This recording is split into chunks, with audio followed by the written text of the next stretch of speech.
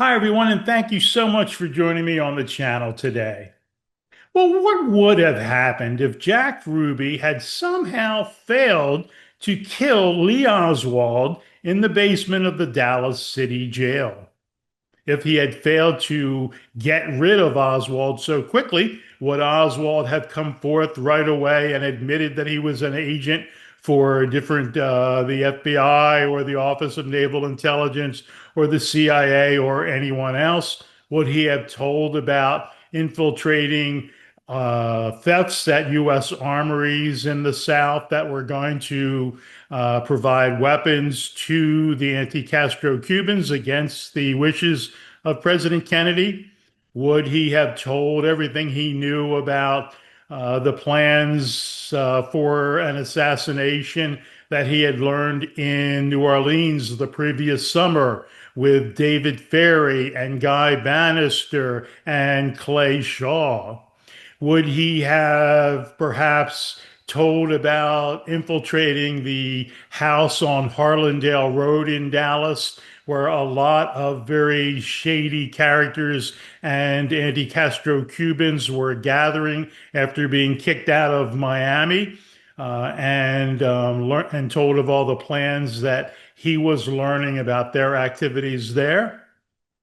It's possible, but I actually think it would be much more likely if this is the news report that we would have heard the next day if Ruby had failed to kill Lee Oswald.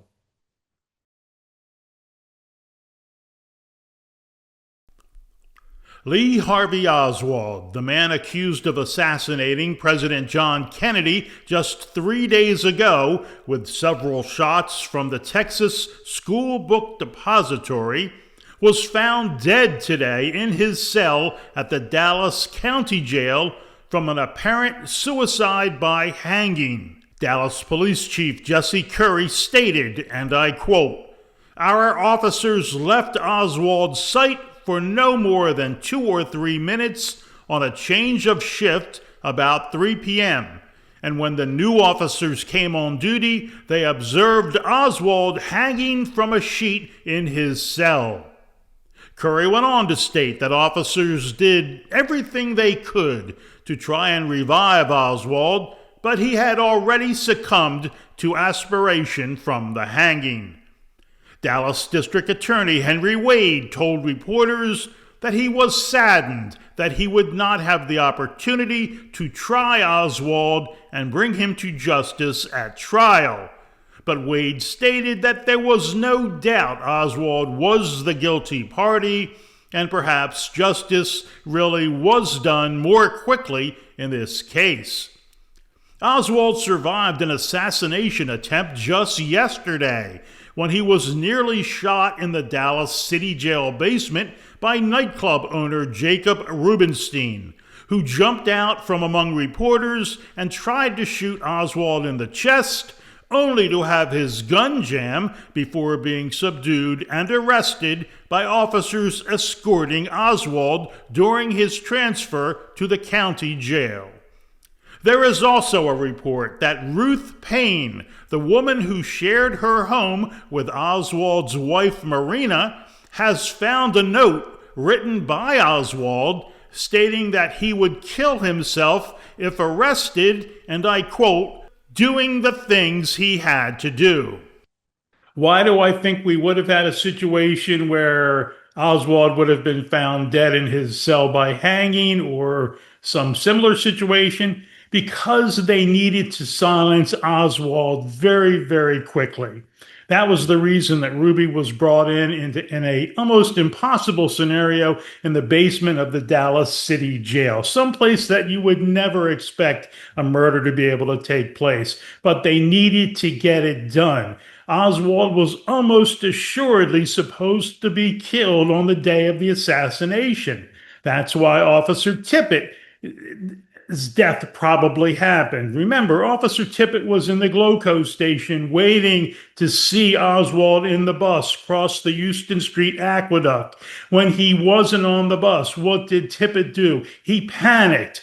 He right away went after the bus. He stopped the car without putting on his lights and siren, never said a word to the driver, but looked in his back seat. He ran in the top 10 record store and made a call that wasn't answered. Then he proceeded to 10th and Patton. And when he got there, he wasn't worried about whoever he was initially talking to through the passenger side window. He showed no emotion. There was no report. He got out and he was ready to have a further conversation when he was shot. That was totally unexpected by Officer Tippett. And that's a whole nother video to get into why. But the fact is that it was all part of making sure that Oswald was eliminated.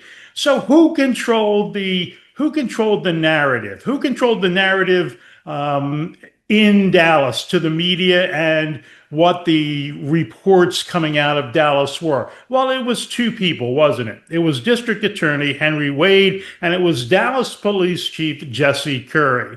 Now, remember what was actually being put out of Dallas by Henry Wade during the weekend after the assassination, but before Lee Oswald was killed. And we showed in another video some of the reports that were coming out was that Lee Oswald had gotten on a bus and bragged about killing the president and laughing wildly, and also reports about a map that was found on Oswald that showed all of the stops that President Kennedy's motorcade would be on, and a line from the Texas School Book Depository, 6th floor, to Dealey Plaza. All of these fake reports were coming out because they were panicked. Oswald wasn't dead.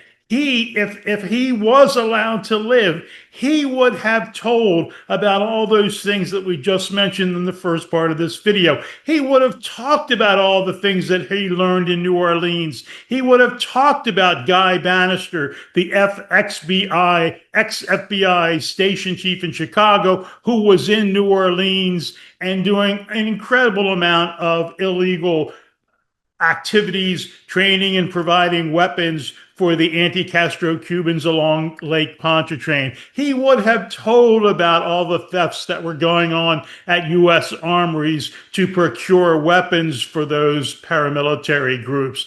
He would have told about all of the meetings that he had infiltrated at Harlandale Road, where he was finding out an incredible amount of information and almost assuredly, if you remember, it was Lee Oswald that almost assuredly was the person that saved JFK's life in Chicago by being the informant to the Secret Service, to the FBI, who then informed the Secret Service. But what happened there? James Rowley, the head of the Secret Service, bottled that whole incident up. He called Maurice Martineau, the Secret Service agent in charge in Chicago, and he bottled it all up so that no one, it's incredible to think about now, but almost no one, even the Secret Service agents that were heading to Dallas, a lot of them didn't know about what was happening in Chicago.